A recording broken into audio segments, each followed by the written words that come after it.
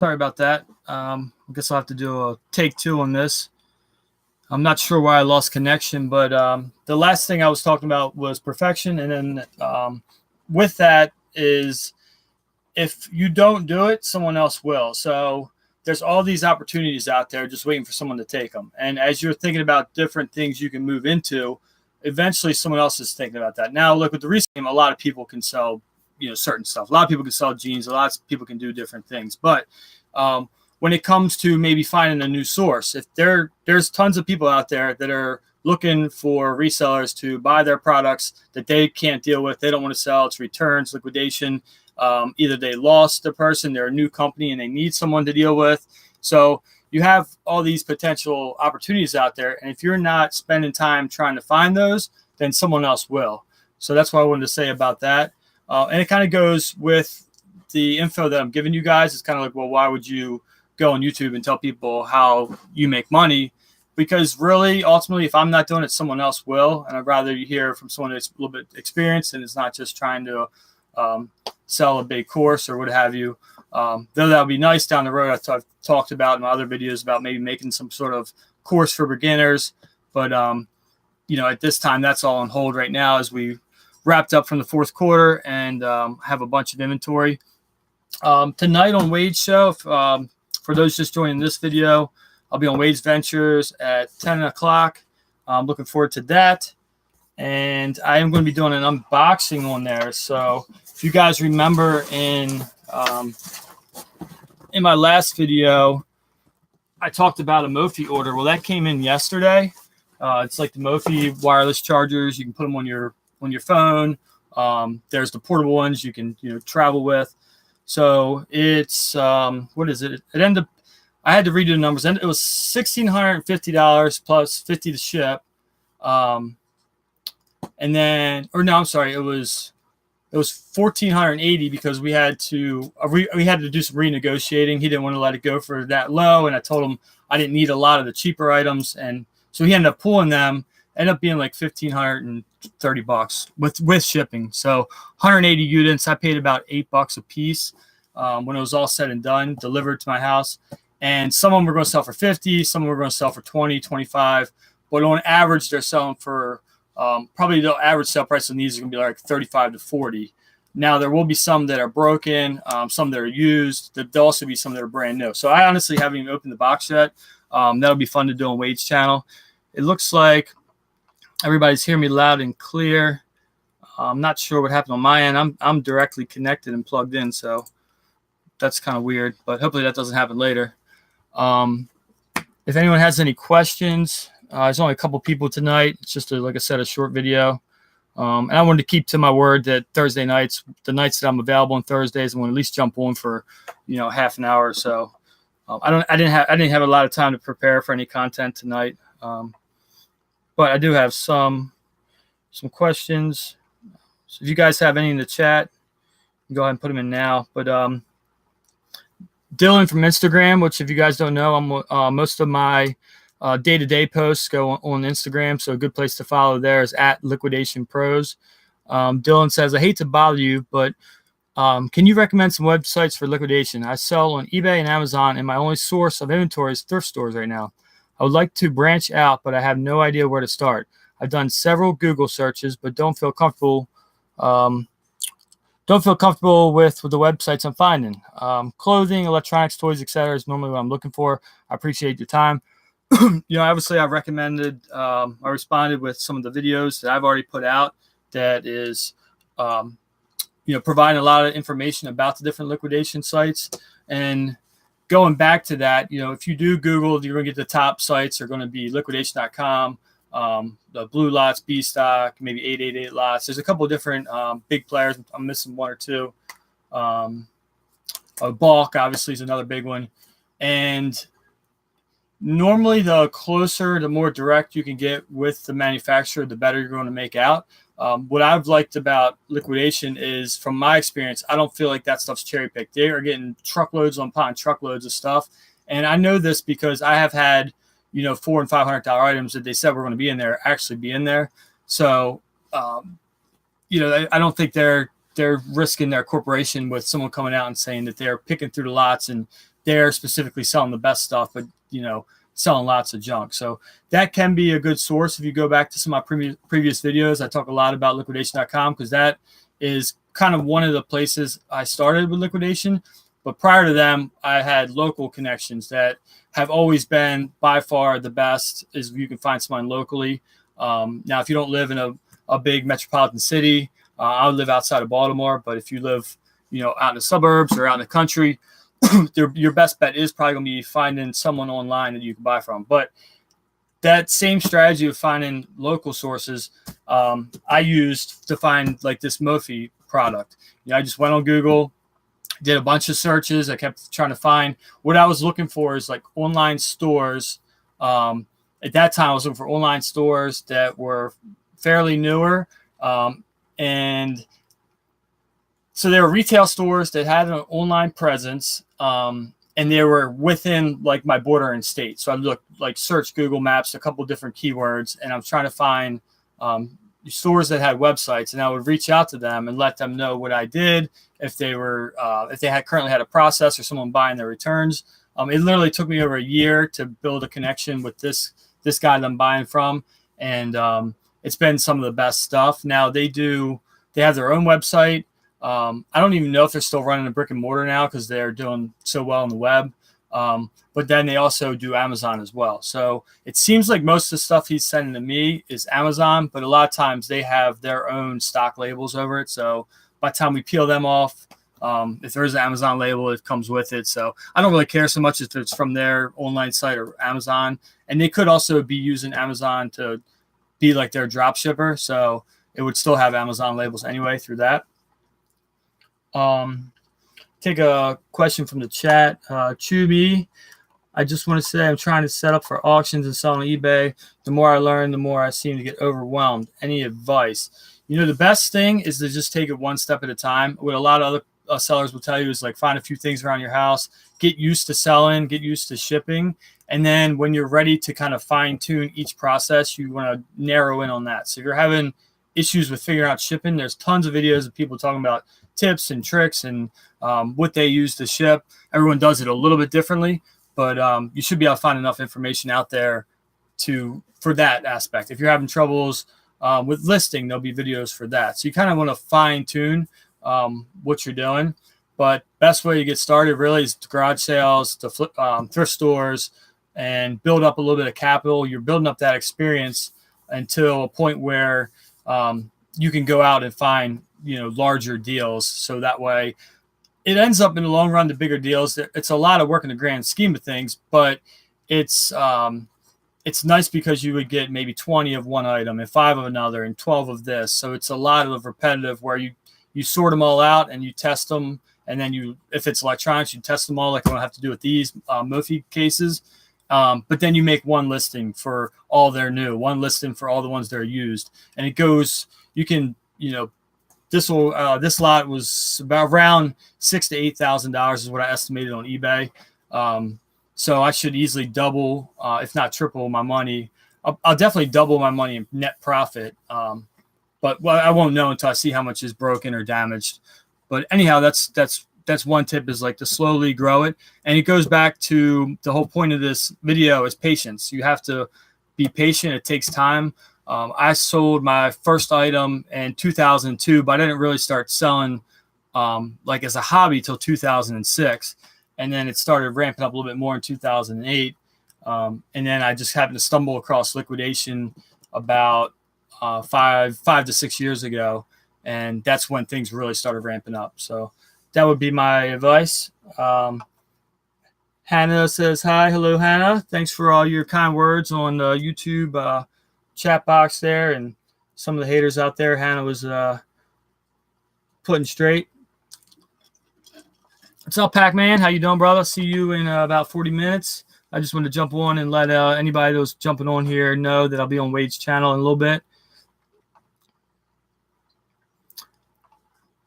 How should I go about tracking info needed for tax purposes? Brand new seller. Just like anyone, they're going to tell you the best thing to do is talk to your CPA. And that's what I did. I had to sit down with mine. There's a couple different ways you can go about it, and they'll ask you the questions that you'll need to know, like what are your intentions for the business, or is it kind of a smaller, cash style business, or is it going to be something you want to grow real big and hopefully sell down the road? There's a couple different ways to run it, but for me, I know a lot of people use GoDaddy. I'm not opposed to that, but I found it downloaded my PayPal transactions. I can manipulate through macros and stuff the PayPal information just as quick. So I use everything on my PayPal card that I got from eBay. So it's real easy to see what my purchases are. Whenever I'm ordering stuff, I have a business bank account. I pay my help out of that account so I can see what's going out, what's going in. And at the end of the month, it's real easy to track. So that would be my advice, is to go talk to a professional and tell them, what your intentions are, and give them some idea of the logistics of the business, how it's very fine, granular, details. It's a lot of line items. You sell an item, that's one cash coming in. Well, then you have to buy shipping, so that's cash going out. There's fees for PayPal. There's all these different transactions. So that would be my advice for you. Two is just worried about the shipping aspect, finding the right boxes, overwhelming. Really, to get started, you could probably get away with like the padded flat rate, the legal flat rate envelope. Get a couple, go online to USPS and order those. You have to start an account to order the free supplies, but they'll ship them right to you. And that's like, whatever fits ships for the legal flat rate $665, I think. And the padded is a little bit more. I always have that. I have both size medium flat rate boxes. So like the elongated rectangular one and the box. And then I have the box size flat rate, and I have the board game size flat rate. Then you order the shoe box is another one that we have. I'm trying to think. There's one more. Oh, the regional rates. So I have both of A and B regional rates in the box and in the rectangle. So that's really all the flat rate I think that I have.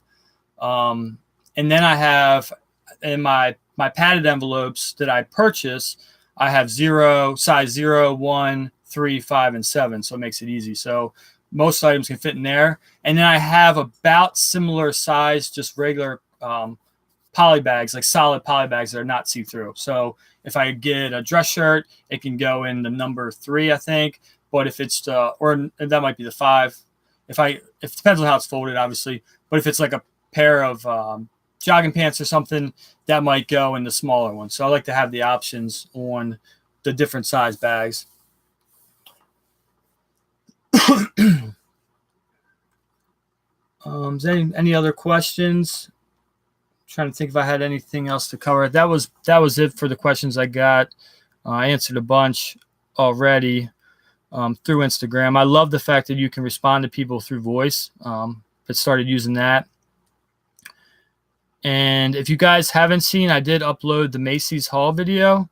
So that's been going good. I am tracking those numbers. I don't have them in front of me right now.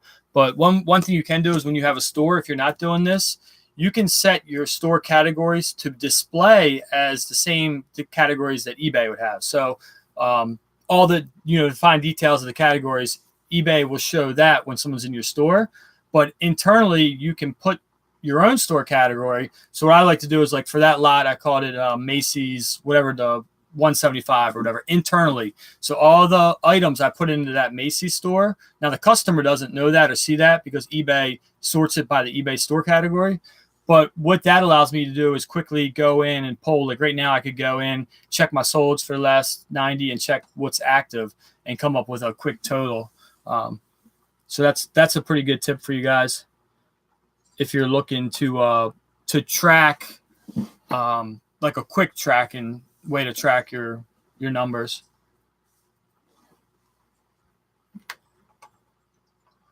And then the last thing with shipping is you can get the double-sided labels. I just actually bought some. I use them for my Amazon FBA shipments. But if you're thinking this is really something you want to do, you can look for a used thermal label printer. That's when I got that, I was like, oh my gosh, this is like so much faster and nicer. And then from the get-go, it's really nice to start organizing your stuff in bins, label your bins, and then in your listing under the custom label SKU, put in what bin it's in. At first, I'm sure you could probably find your item. I think I went to about 200 items before I was like, all right, this is getting a little crazy. And I went back and started adding in the actual I started labeling all of my shelving. But that was back when I just had, I think, one, and I was expanding to 2 shelves. And now it's like, I think I said it was 9 the last time I counted. But it's a good practice to do it right from the start, because you're not going to, as you grow, have to then backpedal like I did and fix problems. So there's a lot of information out there. And really, if you follow some of the main guys that on YouTube that come up when you search eBay, they're going to give you a lot of these same tips. I just recommend if you can, try to just listen and don't get caught up too much with, watching 3 hours of YouTube a day. If it's in the background playing and you're getting work done, I think that can be very productive.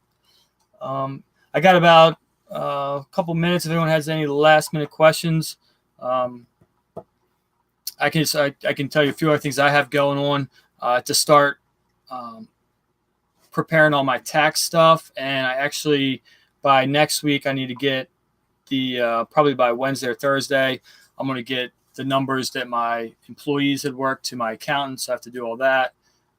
So he can send out their information. So that way they can pay taxes on the money they made. And what else do I have going on? I kind of slowed down on lots right now because we have a lot of inventory. I was like right around Christmas, between like Christmas and New Year's, we pretty much had everything processed.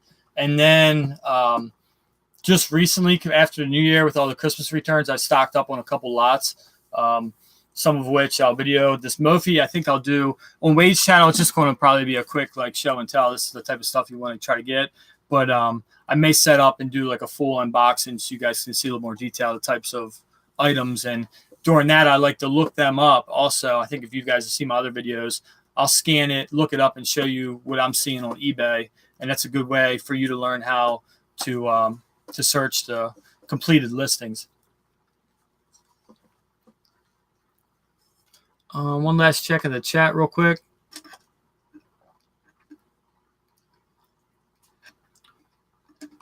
I don't have a store. Is there a way to stop all sales while I have an upcoming move? I mean, the question would be, how long do you think you're going to be down for?